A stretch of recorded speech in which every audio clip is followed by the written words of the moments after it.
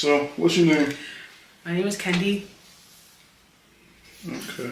And what's your major? Psychology. I'm a psychology major and a sociology minor. Why psychology? After my dad passed in my senior year of high school, I thought that the world needs people to make whole people. So my goal is to create whole people, whole children, and whole families. Okay. So would you say your pops is your biggest inspiration? My mom is. With everything that happened with my dad, we have a lot more in common than most people do. We both lost our dads in very similar ways. So my mom and I are very much alike. She's definitely my biggest inspiration. We grew up together pretty much, so she's definitely my biggest motivator. Yeah, and everything I do is for my mom. How has being on Cheyney impact your life? Being here has taught me to embrace my blackness. It's taught me to go with the flow, embrace change no matter which way it comes, good or bad. There's always someone in your corner, always, and being black is beautiful. What sorority are you in? I am a part of Delta Sigma Theta Sorority Incorporated. Okay. And out of all of the sororities, why did you choose Delta? So my godmom's a Delta. Most of the women in my life are Deltas. There's a saying that there's a Delta in every room, which is pretty much very true. The women that I know who are Deltas are like the strongest, most courageous, most smart, educated women I've ever met in my life. They just have this like tenacity about them that is just like so powerful. So I was just drawn to it since I was little. Okay, cool. Where are you from? I'm from Philadelphia. Okay. Do you plan on staying in Philly? Absolutely not. Once I graduate in May, I hopefully will be moving to North Carolina. I'll be working at one of the hospitals around Charlotte. Probably, hopefully, fingers crossed, as a behavioral health technician or somewhere in the mental health field until I get experience, and then I'll be going to grad school. Okay. How has being from Philly shaped your life? People from Philly are strong. People from Philly have this like no bars, no hold attitude about them. I feel like people from Philly are like the strongest people ever in the world. We're funny, we're hilarious. We can make light of any situation that life has given us. And it's just, yeah, we're just strong people. What are some of the biggest accomplishments you've finished thus far? Biggest accomplishment, crossing Delta for sure. It hasn't happened yet, but it will happen. I will be the first in my family to walk across the stage in May. Congrats. Thank you. And just being alive every day. Yeah. Team Lawrence or Issa? Issa. Do y'all get any boots on your phone? Condola? Oh my gosh. Don't even give me Condola and Lawrence. Lawrence was foul. Lawrence was doing Issa wrong the entire time, but the one time Issa decided to step out and do her thing, that man was sitting on that couch heartbroken for days on end. He didn't have no job, y'all. Lawrence had no job. That's crazy. And expected Issa to just do everything? Boo. Team So Issa. you're Team Issa despite that she cheated on him first. She didn't cheat. He didn't give her no options. He wasn't doing nothing. He wasn't doing anything. That's crazy. He wasn't doing anything. She had to broaden her horizons. I'm not even going to ask the next question. Well, no, go ahead. I want to know. It was why, but you just told me why. That's crazy work. No, anyway.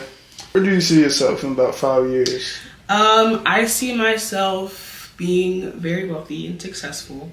Not just like a money wealthy, but like health, wealth, with my friends on a yacht somewhere, having a good time. How old will I be in 5 years? I'll be almost 30, guys.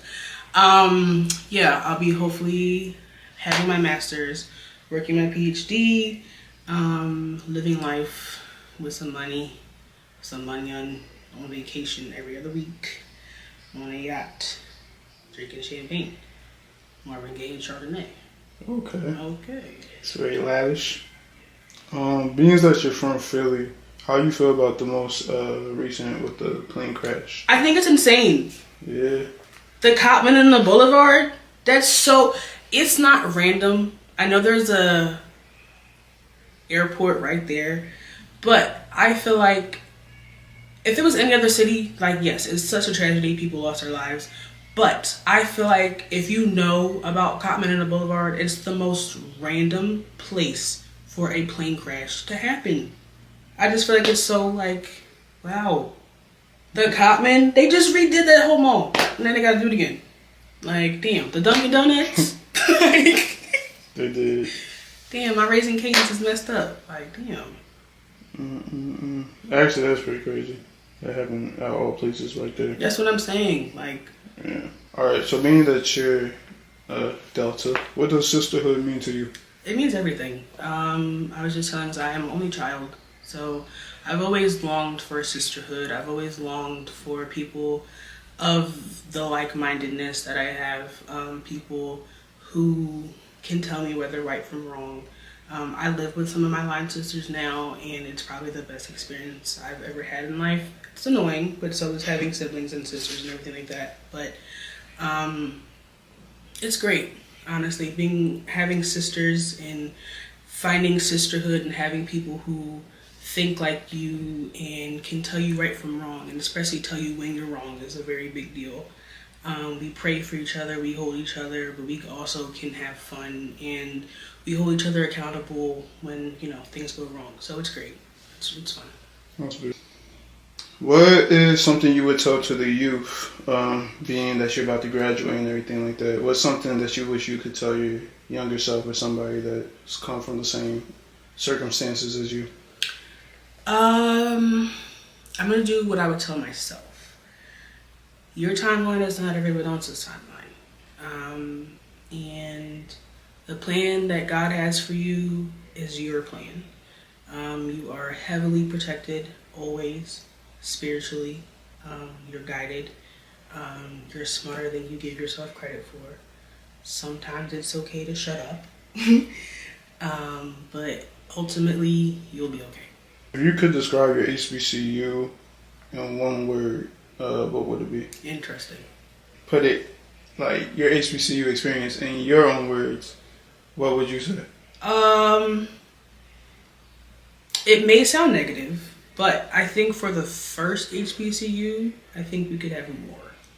I think because we're the trendsetters, we should be on a higher caliber as like a Howard or a Lincoln and things like that.